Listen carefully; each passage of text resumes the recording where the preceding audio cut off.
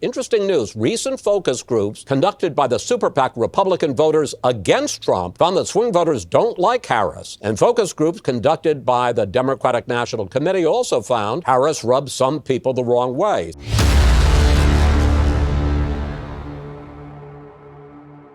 Welcome back to the Dvory Darkins Show. And in this video, CNN has dropped a huge bomb on the Kamala Harris campaign. And the reason why is because they're just getting fed up with how much she's been gaslighting the media. And now it's gotten to a point where a CNN host is fed up as well, and they're dropping the hammer. Now, before I play the video, why does this matter? It matters because her primary campaign strategy right now is to not do anything that is going to jeopardize her momentum. It is a weakness for her to go in front of the camera and speak unscripted. And let's not forget, a lot of the attention she's getting is artificial, not organic, because it was just about a month ago where CNN was saying this about her. Let's play that. Interesting news. Recent focus groups conducted by the super PAC Republican voters against Trump found that swing voters don't like Harris. And focus groups conducted by the Democratic National Committee also found Harris rubs some people the wrong way. So, Jonah, how big a drag is Kamala Harris on the ticket? I think she's a pretty big jag. I think she was arguably Biden's worst political decision. Biden's worst political decision. That's what CNN was saying about her a month ago. A month ago. I generally think going into the future that Democrats really should not nominate or front people who come from decidedly all blue states unless they're like once in a generation talents like Barack Obama. Because Kamala Harris does not know how to talk to the center or to the right. She only really knows how to sort of speak the language of the base of the party, and that's 34% of the electorate. Let me pick up on that, because it's not just focus groups that are down on Harris right now. In a recent poll, national poll, 40% approved of the vice president's job performance, while 55% disapproved. And Kara, to Jonah's point. Yeah, so you guys see that, right? And that's the first point I want to make to you guys before we get into this bomb that CNN dropped on her today, is that before she even got into the race, no one liked her, okay? So a lot of this attention, a lot of this momentum is manufactured. You got to give them credit, right? They're pulling every trick out of their hat to make her look like she's better than President Obama. The problem is, sooner or later, reality has to set in. And that's why this CNN host said this. Roll it. Of course, whether the Harris hurricane lasts is another thing. Kamala Harris is not indestructible. She has served as an undistinguished, nearly invisible vice president. There appears no accomplishment she can point to for her most important responsibility, addressing the origin of the border crisis. Second, she picked a nice guy from Minnesota in Tim Walz, but he might turn out to have as many warts as J.D. Vance. And I don't mean the allegation of stolen valor. He spoke sloppily in that instance, but I don't think there's much there. Oh, there's stolen valor there for sure. He lied about the rank that he retired at. We've made plenty of videos talking about this. The Democrats, they've made some mistakes here, okay? They chose a candidate that has never had a positive approval rating. She already tried to run for president. That didn't work back in 2019. She was absolutely embarrassed, okay? She had no chance. And there's a reason why. It's because people did not like her, which is why her campaign is hiding her and then running more ads than the Trump campaign so they can delay the inevitable. Now, what they have working for them is they only have 80-something days until the election. It's not like they're starting, last year. So it works for them and it also works against them. It's a very interesting strategy they're dealing with. The point being, though, is that nobody likes her. And when they see her for who she really is, it's going to blow up in her face. This is why this guy's calling her out, because it's only going to last for so long. And then obviously the other mistake was she chose a candidate that is absolutely farther left than she is and does not appeal to people that are in the center, does not appeal to moderates. He appeals to progressives. That's a big problem for the country, that is. But he's got other problems on his hands. Let's listen to this. But the CNN K-File report of his congressional campaign deceit over his DWI is a real and embarrassing issue. As usual, the cover-up was worse than the crime. It's still too soon to know how much she might regret not picking Josh Shapiro. And third, thus far, Harris has had a free ride. She's not given any media interviews, hasn't faced voter questioning. When asked recently, she said that she would give an interview by the end of the month. She said that on August the 8th. No doubt she wants more time on the clock to prepare answers as to why she's flipped on health care, fracking, weed, and the death penalty, to name just a few. Sooner or later, she's going to be held accountable and face pressure that she has thus far largely avoided. Just yesterday, her first substantive economic policy proposal, it received mixed reviews. Bernie Sanders loved it. He called her idea a strong progressive agenda, but the Washington Post said that her proposals were gimmicks. CNN's analysis said that her plan could create more problems than it solves. You'd think that she'll enjoy another week of positive coverage amidst the DNC, which will feature 3 Democratic presidents, but with passions inflamed about Israel and Gaza, there is an air of unpredictability as to what will happen in Chicago. As I like to say, still to come, events we could never foresee and individuals whose names that today we don't even know. Okay, so you guys seen that.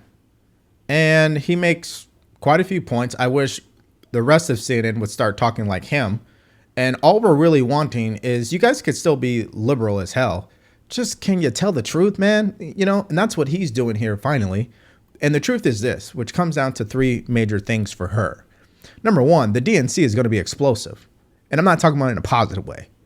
I'm talking about the fact that they're going to have protests outside the DNC for anti-Israel people and also pro-Israel people, right? You have 2 separate protests happening at the same time. That's number 1. Number 2, in her eyes, she probably already did an interview. She did it with her running mate, right? Tim Walz and Kamala Harris. They did their own interview. And they may just go ahead and ride with that until the debate happens, which I think is a big mistake because there's something to be said for getting tough questions to warm up to the media and the resistance you're going to face, especially if you're going to end up doing a debate. Not just any debate, a debate to become the next president of the United States. And here's the third thing. When CNN and the Washington Post are calling you out, you know you're not doing things in the right way. I mean, these organizations, they lean so left. They hate Trump. And when you end up getting criticized by them, you know you're going down the wrong track. And let's be honest, I don't even think that they can help it. This is who she is. She is a liar. She is a person who isn't going to say what she really wants to say. And she's not a person who can truly handle tough questions, even from media who supports her, like in this video. Yes, there was a slow start, but it was a strong finish. And what became very clear through the course of the night is that Joe Biden is fighting on behalf of the American people, on substance, on policy, on performance. Joe Biden is extraordinarily strong. And I'm sorry, that on cannot substance be and debated. policy and performance tonight, I mean, the president's performance tonight clearly was disappointing for his supporters. CNN is reporting Democratic lawmakers watching the debate were worried about the president's performance. One said it was a disaster. Another called it a train wreck. Those are Democrats especially worried that Biden did not punch back on Trump's lies. Yeah, look at her. I mean, she can't handle when people push back. She doesn't have answers when people push back. This is why they're trying to delay her. And it's a gift and a curse at the same time. It's a gift because they're hiding her weakness. But it's a curse because she's not being forthcoming with swing voters or independents. And now it's becoming an issue with the liberal media, the people that want her to get elected. So she's got some serious problems on her hand, and she can only hold on for so long. And she has a lot of explaining to do when it comes to her policies, because even CNN is calling that out as well. Let's listen to this. 2 things. I think number 1, she took a lot of far left positions during her first run in 2019 and 2020. She has, temporarily kind of moderated these through some anonymous quotes from aides saying, well, she doesn't really want to ban fracking anymore. She doesn't want to do this, doesn't want to do that. This new program that she's kind of doing is pretty far left, $25,000, price controls essentially. That's number 1. But the other thing is, kind of conveniently forgot she was vice president for the last 4 years when a lot of the housing market crisis was at its worst, when inflation was at its worst. So there's a lot of memory holding that. But look, when it comes to the 25K, I mean, you just added $25,000 into every price on every home price in the country. Because if you're giving that away essentially for free, people will add it into the price. Yeah, he's spot on. I mean, the problem is that she's been the vice president for the last 3.5 years. People will not forget that, especially because they're going to be reminded by the Trump campaign. And she can't escape it. That's why I really do believe the Democrats made a huge mistake. They should not have gone with her. But I think when they were trying to push Biden out of there, he said, F you guys, I'm going to endorse Kamala Harris. And that threw a wrench into what they ultimately wanted to do, which was an open convention where they could put the best candidate forward. But how would it look if President Biden endorsed Kamala Harris and then the rest of the party said, no, we're going to do an open convention? How would that have looked? That would have been a mess. But she has a bigger mess on her hands, and that is no one trusts her when it comes to the economy because they have an idea that she's been the vice president. They also don't trust her because they know she was part of the cover-up when it came to President Biden. And the cool thing about this is it shows up in the polling.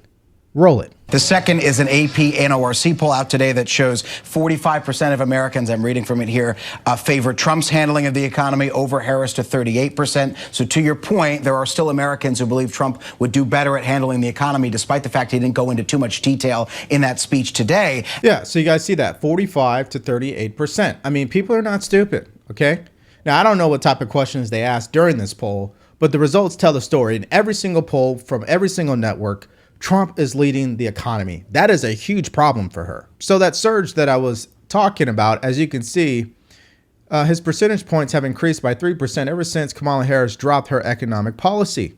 So again, every time she goes out there and actually has to talk about policy or has to do unscripted, he will end up gaining even more percentage points. And as you look at the electoral college map, the toss-ups are Pennsylvania, Arizona, and Nevada. They still have North Carolina and Georgia in his favor. I absolutely believe that. But the bottom line is this. All President Trump needs to do is win Georgia, win North Carolina, and win Pennsylvania, and he's the next president of the United States. And that's why I'm saying once reality sets in, it's not going to be looking good for her. So as I wrap up this video, I want to leave you guys with my final point.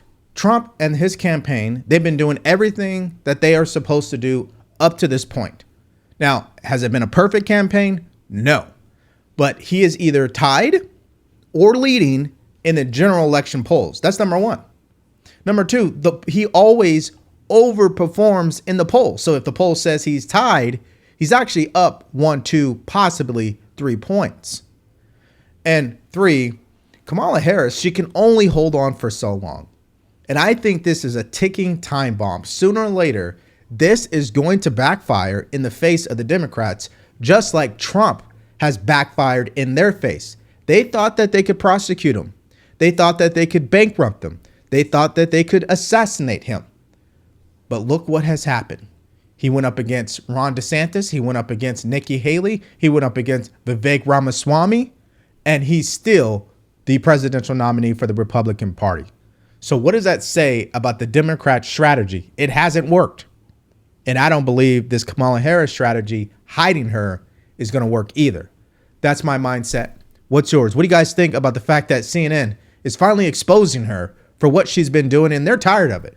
They're ready to get some answers from her. What do you think about the fact that the polls are not really in her favor? Has she gained momentum? Yes. But is it enough to win an election? No. What do you think about the manufactured support for her? It was just over a month ago CNN was saying this is the worst decision that President Biden ever made, that most people don't like her. Which we have supporting facts for that, because in 2019, when she ran for president, she didn't even make it to Iowa. I want to hear what your answers are and more in the comment section below. Thank you for checking out the video today. Like, share, and subscribe to the channel. Stay grateful, stay focused, and stay true. Peace.